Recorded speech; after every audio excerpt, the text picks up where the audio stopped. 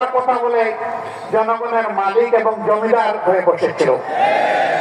বিশেষ করে এই 17.5 বছর 2 বছরের ধারাবাহিকতায় পরবর্তী 15.5 বছর যারা দেশকে শোষণ করেছে, নির্যাতন করেছে, মানুষের উপর জুলুম করেছে, সম্পদ লুণ্ঠন করেছে, যারা খুন করেছে, গুম করেছে, আয়নাঘর তৈরি করেছে, মানুষের ইজ্জত লুণ্ঠন করেছে, এরা দেশকে গুরুস্থান কিংবা শ্মশানে পরিণত করেছে। তারা বলতো তাদের আমলে দেশে নাকি শান্তি বিরাজ করছে।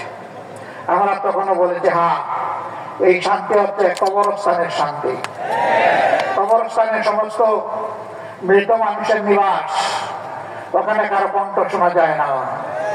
অর্থাৎ তারা মানবতাকে হত্যা করে শান্তি কায়েম করেছিল।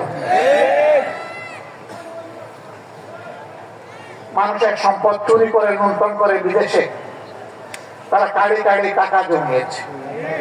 তাদের এত লিপ্সা, পেট তাদের এত বড়, সেই পেট কিছুতেই ভরে না। হ্যাঁ, আদম সন্তানের পেট ভরবে কবরের মাটি।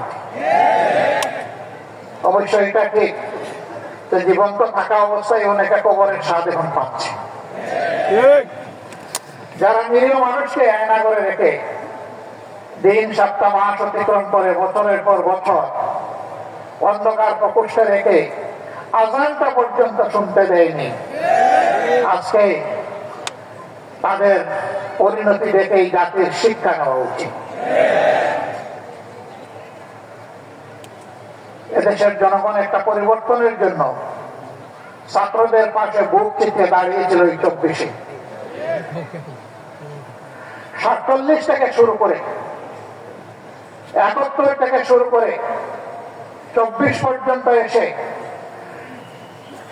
দেশ, দিন এবং জনগণের স্বার্থে যারা জীবন দিয়েছেন, আমরা তাদের সকলের প্রতি গভীর শ্রদ্ধা জ্ঞাপন করছি। আল্লাহ তাআলার দরবারে দোয়া করি, আল্লাহ তাদেরকে শহীদ হিসাবে কবুল করুন। যারা বুক চিতিয়ে যুদ্ধ করেছেন, আল্লাহ তাআলা তাদেরকে মকবুল বান্দা-বান্দী হিসাবে কবুল করুন। যারা পঙ্গুত্ব বরণ করেছেন, আহত হয়েছেন, আঘাত পেয়েছেন, আল্লাহ রাব্বুল আলামিন তাদের উপর তার কুদরতের প্রশান্তির হাত বুলিয়ে দিন এবং তাদেরকে আল্লাহ তাআলা সুস্থতার নিয়ামত দান করুন। আমরা বিশেষভাবে কৃতজ্ঞ, ঋণী আমাদের দেশ সন্তানেরা 24 সালে আল্লাহ তাআলার পক্ষ থেকে শক্তি পেয়ে